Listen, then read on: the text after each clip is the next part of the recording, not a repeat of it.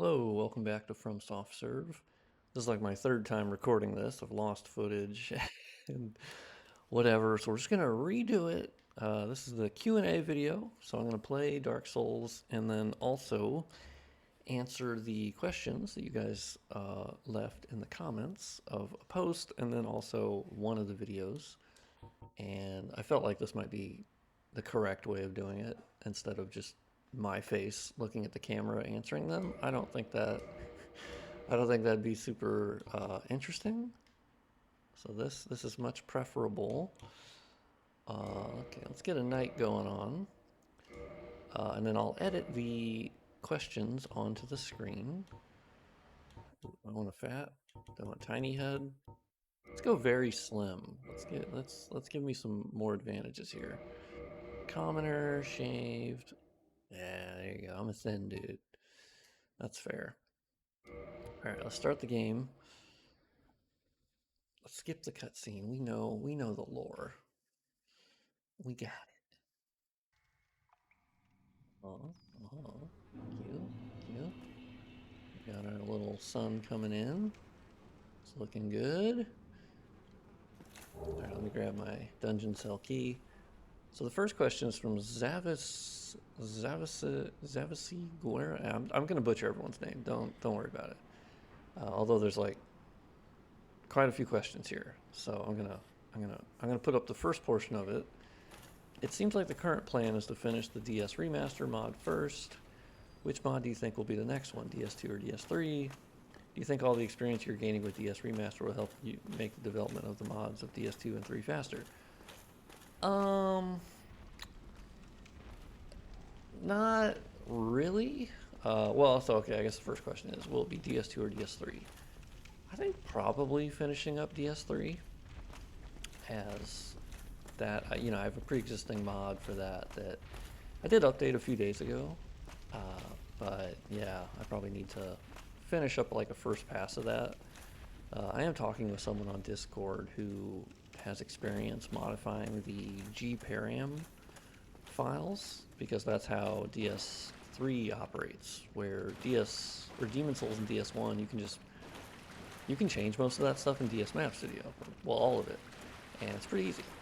And it just goes into a draw param file, which then you load in the game. But unfortunately, DS3 and Sekiro and Armored Core 6 and Elden Ring, they all use a GParam system where the DS Map Studio can't modify it.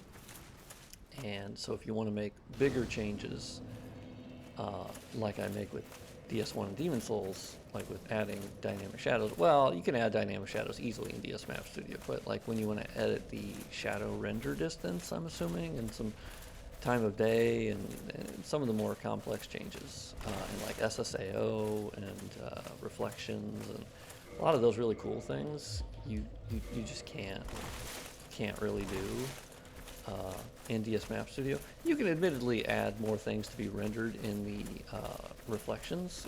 It's called draw by reflect camera, and that's the same in DS1. But yeah,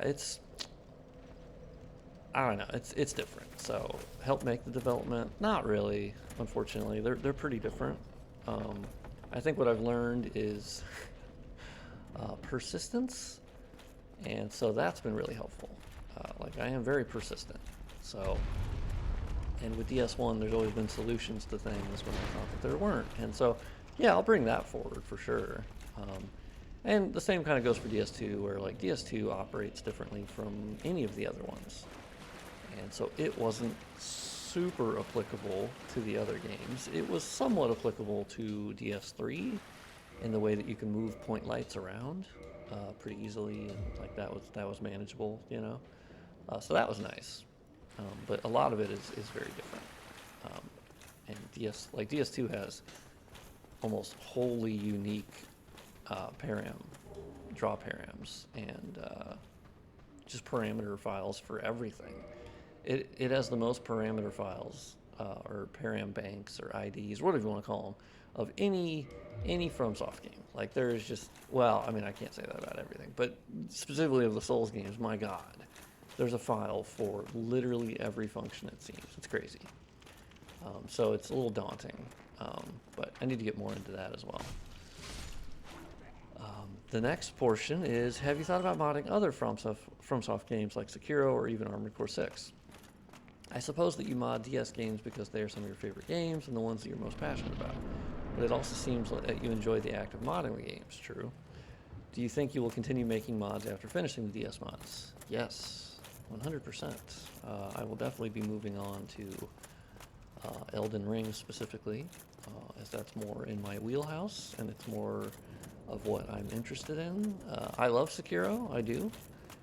But as far as like my imagination for like what to do and what to mod it and what to add to it, I'm struggling a bit with that because Sekiro I think is just so perfect on its own and it's such a gorgeous game and it's just like it's just so good that I'm kind of like, and of course I think all the other ones are really good and awesome and perfect in their own way, but Sekiro specifically I just think is like this beautiful one-off game that like it doesn't need a sequel, but if they decide to do one, I trust them, obviously.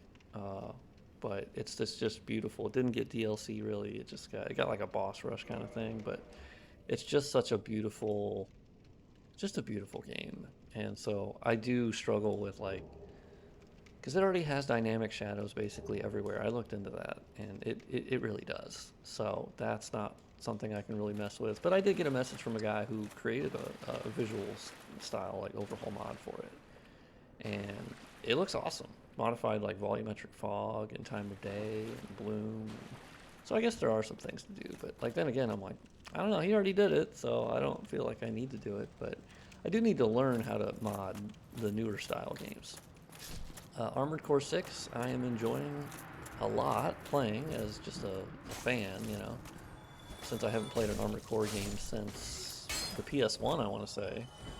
So for me, I was like, I'm different. I'm a different person, you know, versus when I was playing on PS1. So I don't know if I'll like it. And turns out, no, I love it. I love it. It's great. It's so much fun. The boss fights are absolutely sick, and the music is awesome. I love how it's different from the other, you know, it's not a Souls game. Now, of course, they added some, you could consider Souls-ish elements. I think they're more FromSoft elements than anything. But like you do have an Estus flask, you know, like 3 repairs, but I don't think it's upgradable. And, you know, in any way it seems, but I could be wrong. I'm only like halfway through the game, but God, I'm loving it. It's absolute mech porn. And I've never been a huge mech guy, like with Gundam or any style of mech related thing, but I gotta say I love the game. It's addicting for sure. But yeah, I'll mod the other FromSoft games, specifically FromSoft games. How much time do you spend modding the games daily? It seems like the mod's development is going very fast. Each video has a lot of changes and improvements, and you release them pretty frequently. That's true. Yeah, I do spend a lot of time doing it. I don't really. It's kind of funny. I was like, man, I really don't play the games just to play them anymore. Like, I really just am constant. Okay. I really don't want to die to Asylum Demon. Yeah, it's true. I do spend just a lot of my time modding it.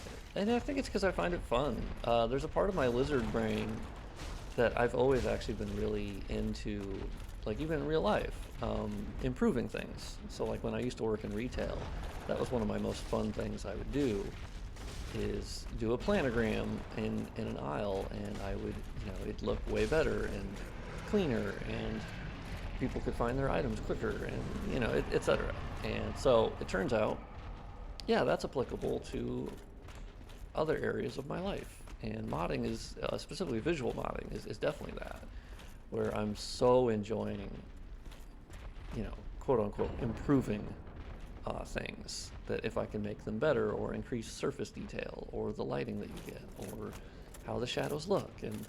And so for me, I'm just absolutely addicted to that. And yeah, I do spend most of my day, you know, in between I go out and make money. And I also make money from home mostly, with doing like surveys and whatnot. Not really surveys, it's actually just doing feedback, like user testing for companies. And so sometimes I'll hop on a Zoom call and it will be feedback for certain prototypes. And like I'm under NDA for most of the things. which I think is cool too, because I just like seeing the prototypes. I don't feel like I ever need to talk to them with anyone else, so I don't. Um, but it's a lot of fun, because then I'm also improving things there, which I love. So I'm improving websites, and I've seen some of the changes make its way to the like live websites and whatnot. It's really cool. I kind of stumbled upon that.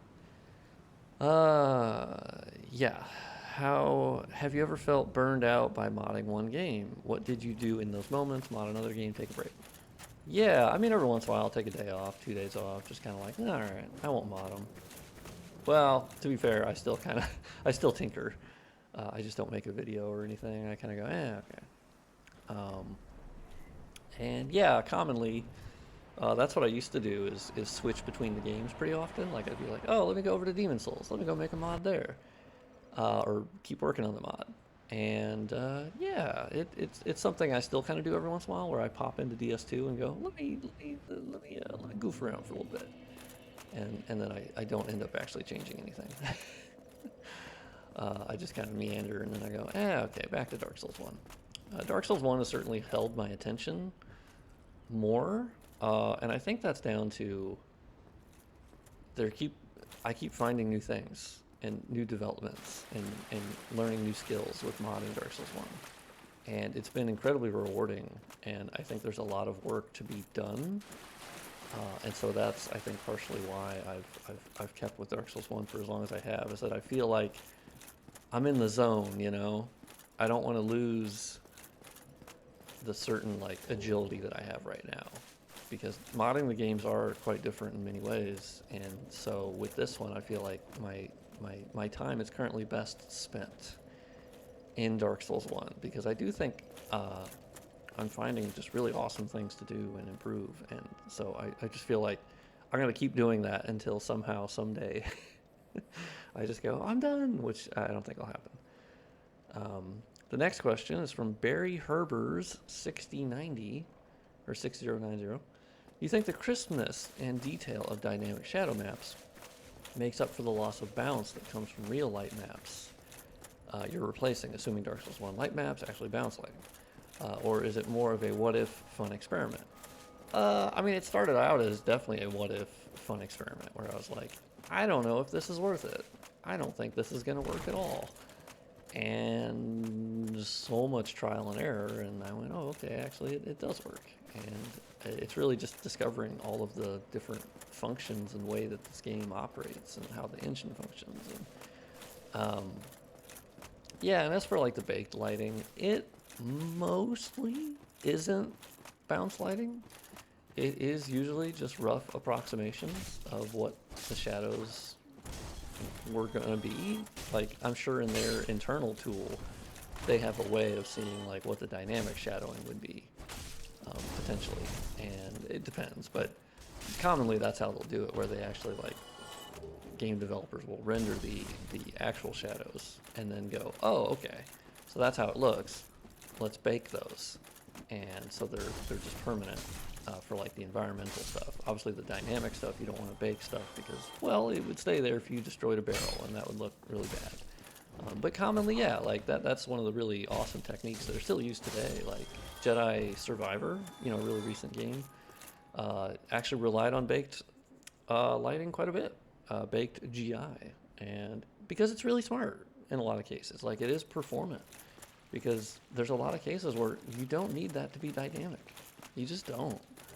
And I know that's dumb as someone who's modding dynamic everything into Dark Souls 1, but it's true. Like, you know, but this is a case where Dark Souls 1 is not that heavy on the GPU, like, at all. It's a 2011 game at its core, right? And so I have the headroom of making things dynamic and rendering more things at once, because it's just such a such a high ceiling for this game, because it just is. And not to mention the remaster actually helped with performance a lot. I don't think they get enough credit for that. Prepare to Die ran not great. It was not well optimized. Obviously, it was a pretty shit-ass port, and the modders had to fix a lot of things. But, you know, the modders were fixing things, but it was not with the actual source code of the game. And so it didn't fix performance issues that you got, like, in Lost Izalith and Light Town. Like, I would still get frame drops, and I'm so massively far above the recommended specs for like what you're actually rendering there just isn't that difficult, but I'll still get frame drops. So Remaster completely fixed that. And it's DX11, which is a really great API. It's the most popular API. DX12 obviously is coming to prominence, but DX11 is still very commonly used because it does more of the work in the driver and on the API side.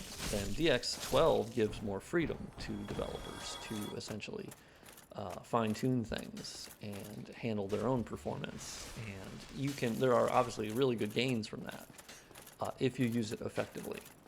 And FromSoft was an example of not using it effectively with Elden Ring when it first came out. It's better now. Still not perfect. But by giving more freedom to developers, the problem is for developers who were not particularly technically minded, it was bad. You would see a regression going from DX11 to DX12. That's why you would see that in those games that had both modes. But, you know, we'll get there. And Vulkan's a very similar style, where it was the successor to OpenGL, and Vulkan gives the developer a lot of freedom, but once again, the problem is if the developer does not do their own work and just leaves it as is, it will not be very efficient. You get as much out as you put in. And DX11 was different and followed in the footsteps of the other DirectX 11 game, or DirectX 9, 10, 8, where it was the actual API and the driver that was doing more of the work than the actual like game engine itself. And so that's been a big transition for the industry. Didn't mean to do a big little blurb on that. Next question is from Stubble Jumper. When you imagine all the work you want to do is completed, which Dark Souls game do you think you'd have the most drastic change / improvements to? Yeah, that's a good question. I would have told you Dark Souls 2, but honestly, I think it might be, Dark Souls 1. I think and where this ends up, because I have more stuff to show for the video tomorrow. Oh crap. Oh shit. Oh shit. Oh, we got employees of the month. Oh my god.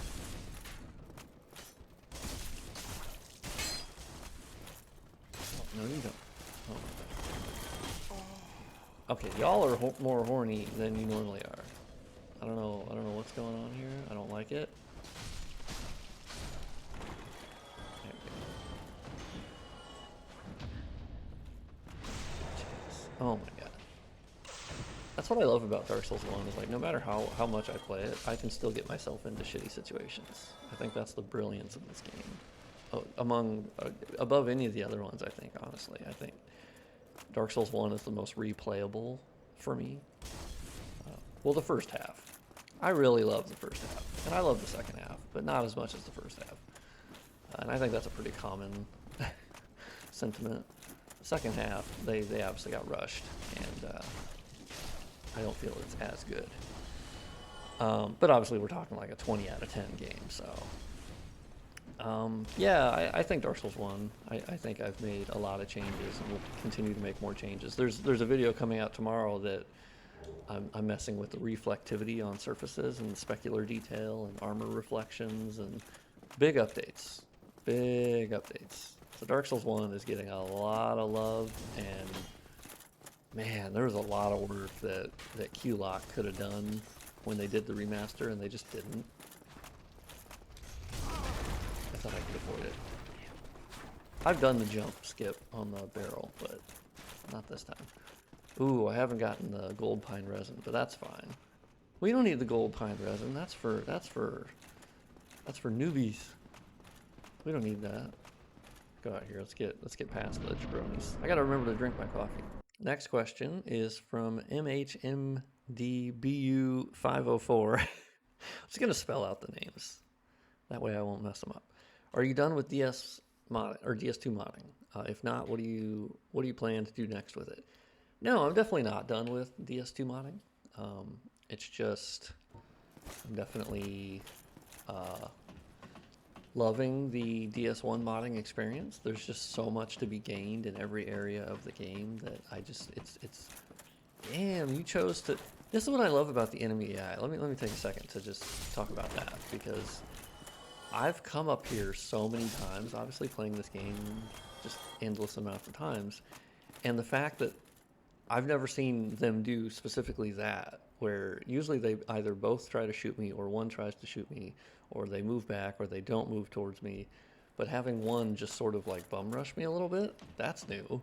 Um, Honestly, FromSoft, I don't think they get enough credit for their enemy AI being really adaptable depending on the area, and also being really different depending on what happens, and even in the same situation. It's not like the fact that they programmed it to be not, I don't know. Yeah, it's not like always the same thing every time. It's fantastic. Um, Loving the specular detail we're getting on the shield here. That is actually because of some of the specular changes that I'll talk about tomorrow. Don't want to spoil it, but it's good stuff. But yeah, planning what I plan to do next with DS2. One thing that's been on my list for a long time is the fact that like enemies disappear and you don't really get to ragdoll them more than like for 1 or 2 seconds. I always found that really odd. And I have found there's a lot of the parameters that are supposed to modify that, or seemingly modify that. Doesn't the Taurus Demon look awesome here? Oh my god, the lighting on the Taurus Demon is just looking great. This fur and the texture and the... Okay, that is just an absolute 360 no scope right there. That's insane.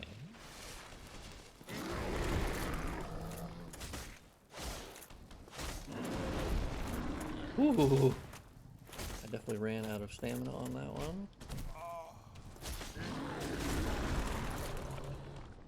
That's bad. Alright. Yeah, take a swing. Okay, I got humanities on the bar. We're good to go. I timed that so fucking bad. Oh my god. Ooh, last minute dodge.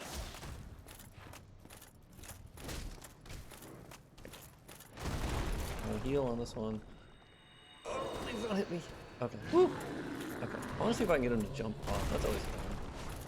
I've only had it happen like a few times, I think. See, this is how you do Taurus Demon. I'm gonna die also. Anytime I go, oh no, I'm doing it. Yeah, there you go. Textbook. Yeah, the way that enemies disappear in Dark Souls 2 I think is really weird. Like big ones vaporize like almost immediately. It's really strange. And obviously some enemies disappear, and they do eventually despawn in Dark Souls 1 and like Dark Souls 3 as well. But you get a good amount of time to ragdoll them, and I always feel like that's something that was lost with Dark Souls 2, and I don't fully know why. The ragdolling specifically, I do understand why they made the enemies disappear immediately. That was pretty simple in that I bet it's obviously cheaper rendering cost. If you can just, basically yeet them out of memory right away. Yeah, that's cheaper. That's an optimization step. I think it sucks, but I get it. Like, that game was the last one that was launched on those generation of consoles, right?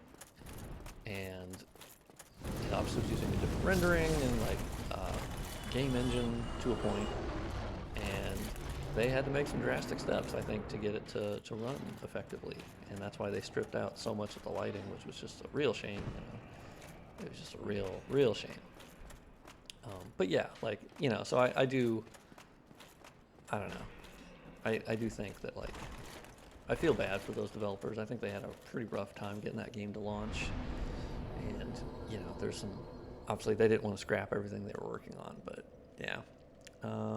All right, let's move on to the next question, which will actually be in the comments for my other video. Is it possible, this is from Mr. Tush, is it possible to make the hip lantern similar to the ones in DS3, Bloodborne, and Elden Ring? It could serve as an optional player lantern in dark areas. Yeah, this is actually one I had thought about, yeah. Because you'll note, well, I don't have this, oh no, I do have the skull lantern. So yeah, you'll notice when you put on the skull lantern, and then you two-hand your weapon, the skull lantern is actually already put on to your waist, you know, so it's not like in the front like it is in the other games, but it's still back there.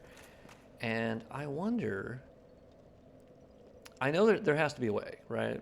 That how the game determines that something is activated and like the skull lantern's activated and showing luminance. I do wonder if I can hijack that, and when it's on your waist, it can be on. I think my problem is like how I would program that.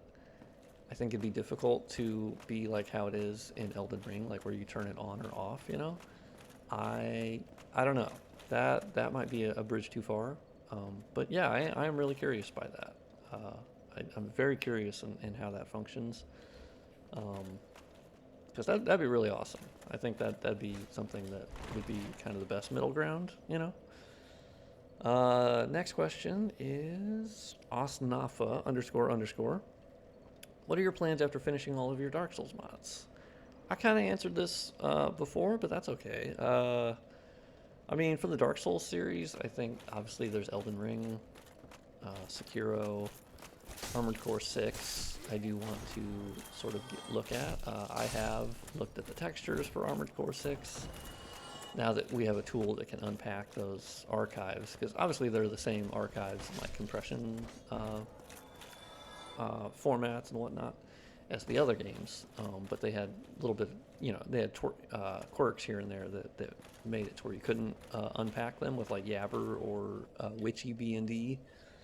But yeah, I looked at them and they look really weird and foreign and not like what I was expecting. And I haven't been able to find like standard actual textures. So I'm curious on how they're doing that. They might be doing it a different way, or maybe they were unpacked weirdly and it was a glitch with that. Could be. So yeah, I definitely want to look at that. The other FromSoft games for sure. What other games have you modded? Are there other mods that you're doing in parallel for the Souls saga? What other games have you modded? Actually, I think I responded to this comment, but I'll put it here too. It's by Frequently Asked Questions 878, or FAC 878. And yeah, I mean, I've modded, yeah, Dark Souls 1, 2, 3, Demon Souls. I technically have mods for Dragon Age 1. I replaced the cinematics that are in the game with 60 FPS versions, and I think they were higher quality as well, because they were actually like baked videos, pre-rendered, I should say. And so they were pretty low quality and noisy. So I used a video upscaler to fix those. And so I haven't done a ton of modding. I actually made a Dark Souls 1 mod that I never released because it didn't really work. It basically upgraded the intro cinematic, like when you start a new game, to like 4K. But yeah, it didn't work. When I loaded it, there was some way that they were handling that cutscene, that load, because all it is it's a BIC file, which is BINC encoding, which is pretty popular in games. And I basically just converted it out of the BINC format, upscaled it, interpolated it, and then put it back in the BINC format. Because actually BINC makes their own tool that handles converting it back and forth. And weirdly, the game just did not like the new BINC video. It was like, nah, we don't like that. So there must be some control over that it just didn't like it. But yeah, I'll look into that more. Are there other mods you're doing in parallel for the Souls saga? Yeah, I mean, there's a Dark Souls 2 one that restores DS2 vanilla, like the enemy placement and item drops. Uh, you know, I haven't really worked on that in like more than a week or so, or 2 weeks. I updated a bunch of stuff. I think I got to Heidi's Tower of Flame, or Hyde's Tower of Flame, and I loaded in game, and then the item changes just didn't take. And I think I now know what that was. There's a quirk in DS Map Studio with hit save all or save params, and sometimes you have to hit save all. I've noticed that with DS1 actually, with some of the item changes I made. But yeah, that's mostly what I'm thinking about. I don't really have a lot of other parallel mods. Most of mine are all the visual ones for now.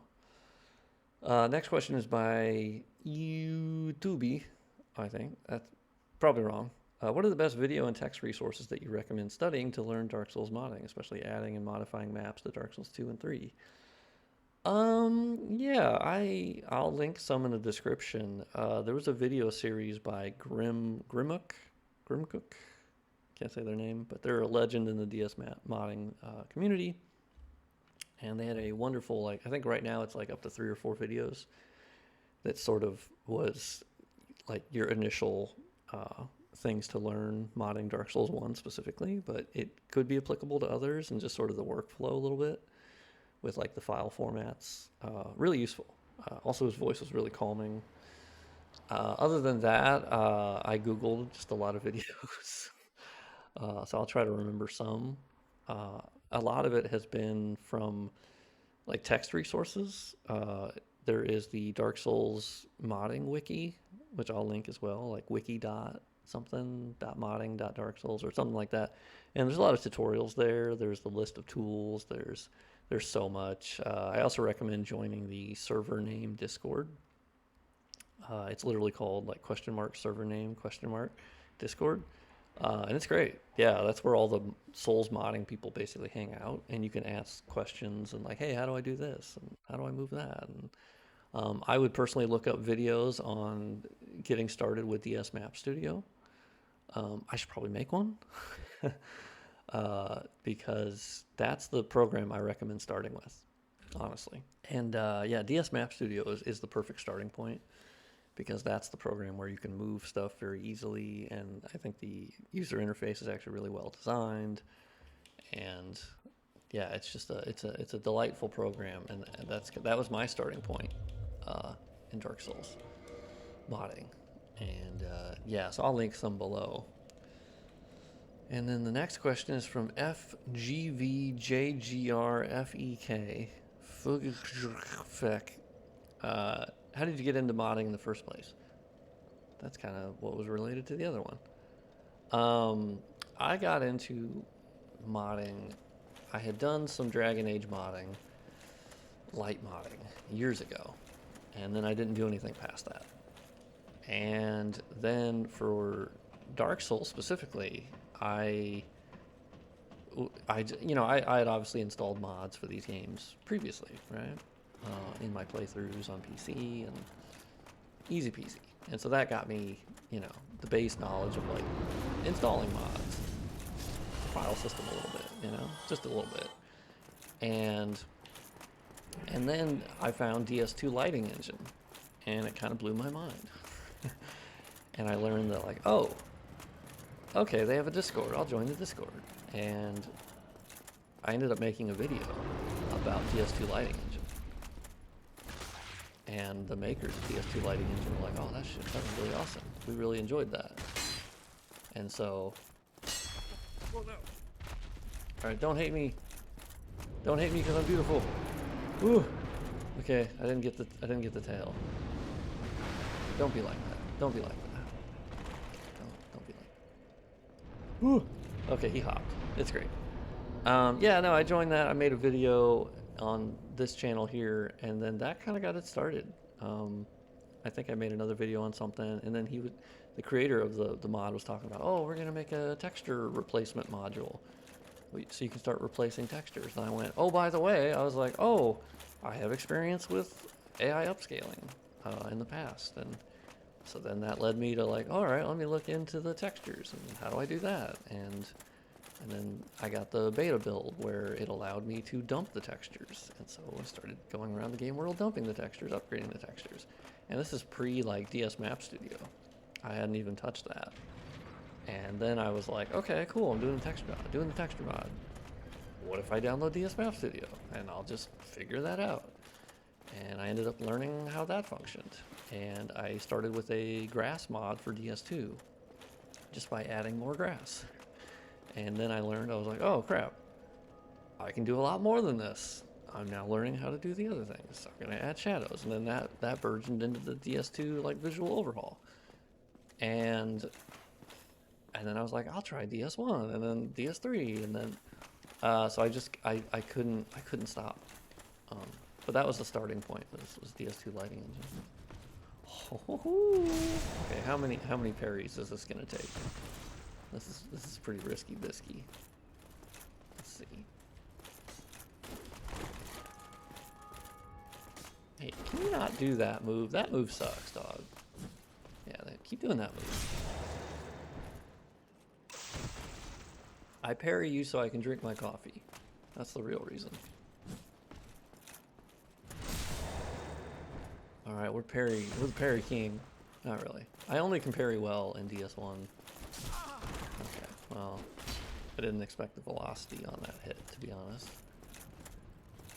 Yeah, healing is a little risky here. Woo! Oh man, yeah, they give you just enough time to do that.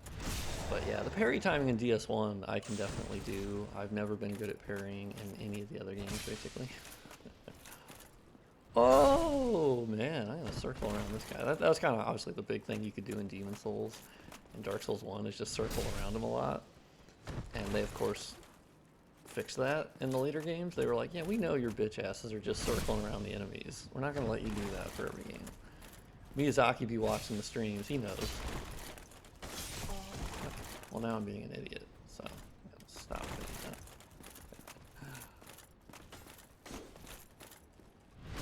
Baby, are we gonna get the sword?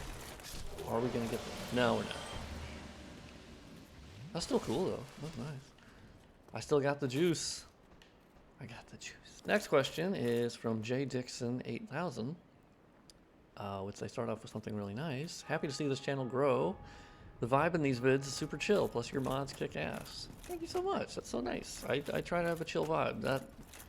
That is me in person as well. I have always been chill. Well, although when I was younger and in my teens, I did have more anxiety. But that, as I got older, kind of went away. So now I'm mostly just mildly, occasionally depressed. But always chill, you know, always chill. Just kind of chilling. It's a nice demeanor to have, you know. Sometimes I can be a little too relaxed, but it's nice though. I'm happy that I'm a pretty chill person, so kind of take life as it comes, you know, and don't expect too much. This next one is not a question, but I think it's funny. Pete M3883, wear the sunlight maggot so you can use a shield. I will not. I will not. I refuse. No, I don't like how the sunlight maggot looks. And shields are for losers. Mama didn't raise a bitch. No. I don't know. I just don't use the sunlight maggot that much. I like the lantern a little bit more. But thank you, Pete. Next question is from Aust6798. I don't think this is really about the Q&A, but I find it a little funny too. Maybe add some torches. I agree. I will try to add torches. The only complication for the torches is that the actual torch holder that you see on like the walls and whatnot, unfortunately they're pretty much always tied with the larger map piece. So you can't really just like easily put that on, you know, drag that around. You can't, because you're duplicating the entire other map piece. So I think it should be obviously doable to rip off in Blender or something and basically slice off that torch thing, and then I should have it as its own like map piece, presumably, and then I could add that to other places, because I can add the SFX like particle effect for the fire. Like, that's easy to add. I can add that anytime I want. Problem is, that's just going to be floating on its own, right? It's not going to have the actual torch that it's connected to, because that's a separate map piece, but it's also connected to a large map piece, and that's only issues with Demon Souls and DS1.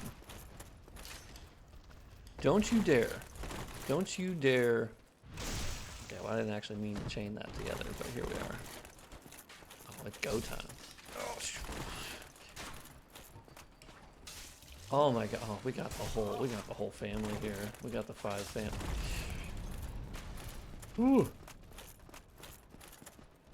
Could we not? Could... I was pretty sure that was the parry animation. It was not.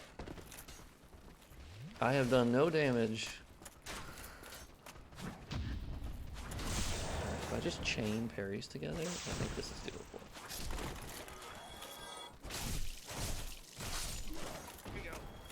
Woo! Good hits. Blow you the month. Oh, well, you don't have any shields, so you're the weakest one. Okay, I'm also throwing your friends around. Don't even think about it, Estus Wax. Maybe I don't parry. Woo! Ooh, hollow shield. Yeah, that's a nice one. Oh, and someone still closed the gate? I'll close the gate. Basement key? Thank you. No, I'll keep it closed. I don't want that smoke. Oh, shit. Shit in my ass. Oh, whew.